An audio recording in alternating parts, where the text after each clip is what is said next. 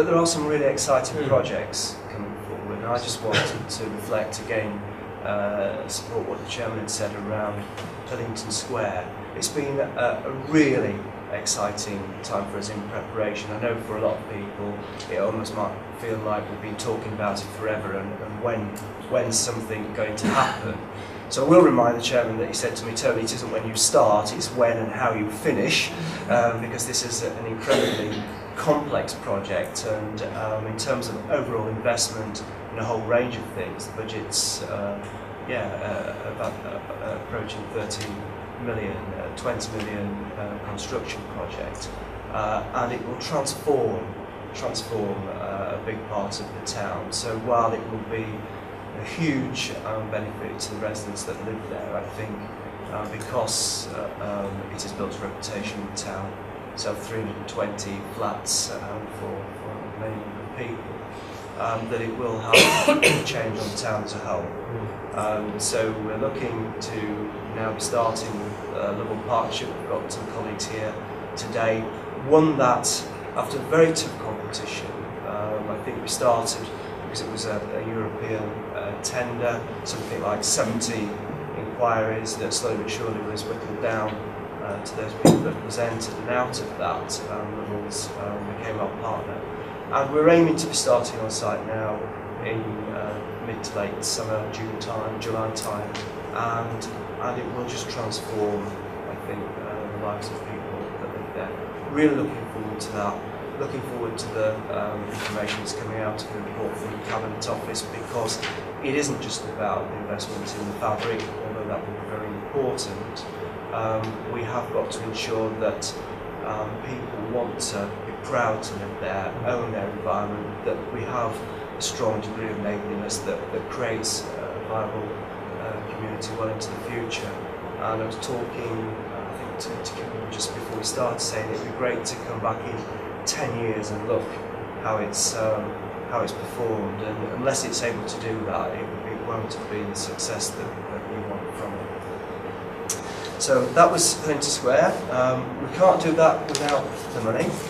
I know, Sean, you wanted to reflect on some of the things that have been challenges for us as a sector, particularly around value for money. Yeah, and I think for me, in terms of priority, value for money almost has to be, as the regulator says it should, but that's not really how we approach it. And we always link up value for money with satisfaction, staff satisfaction, and tenant satisfaction, because I think we see it as a way of trying to increase our capacity, and one of our business plan themes is increasing capacity, and the other increasing business plan theme is increasing satisfaction. So linking those two together, it was great when we took the ball through our budget on Monday night to be able to say that, despite setting a really challenging budget for this current year, as we get towards the end, we think we've outperformed that by sort of 450,000. And a lot of that has been around staff cost savings, when we've been able to hold these posts, and think of different ways of doing things.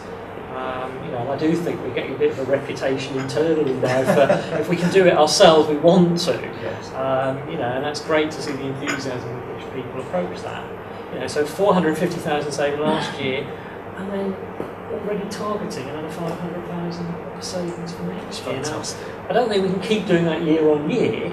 And indeed the regulator is saying to us our focus on value for money is going to be much wider, not just on the budget costs. It's got to be looking at how we use our assets, it's got to be looking at our, the impact we have on society, the impact we have on the environment. I think it's going to become much more complex, but I think we're well set up for it because of that impact in terms of looking and linking both the increase in capacity through value for money, but the increase in satisfaction. I think that keeps it nicely in balance, and it doesn't become purely a numbers game.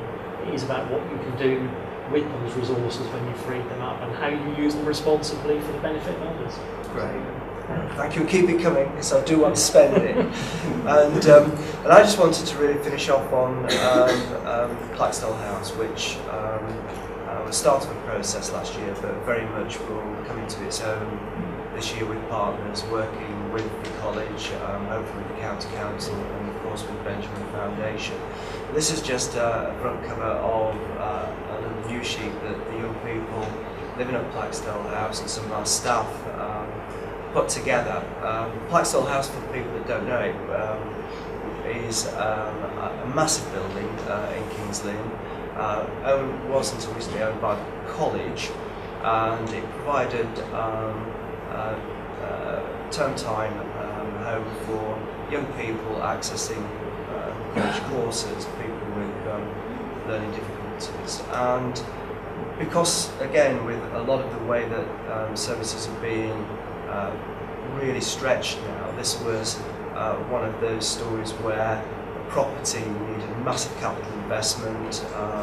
There was under recovery in terms of revenue funding, and this fantastic facility was faced with closure. And again, through partnership working, Freebridge, the Housing Association, being able to come in and use some of the capacity that we've got to purchase the property and to relook at the scheme to become more of a housing scheme where education could be provided, so as young people become tenants now with their own flats, which is a real gateway to independent living. The college still hires space to provide education courses, which young people can choose to take part in. Benjamin Foundation have provided a fantastic home environment for them, and hopefully this becomes, as I say, a gateway to independent living. And I'm really looking forward to getting the project up and running. This year is going to be really interesting. Yeah, looking forward to the garden party, the launch day later on. This year will be fantastic. So that's some of the things that we will be getting involved in. Very, very busy but exciting times. And I hope that gives a little bit of a window to our partners in some of our hopes and fears for the coming year. So thank you for giving us your attention. Thank you, Sean. That's very good.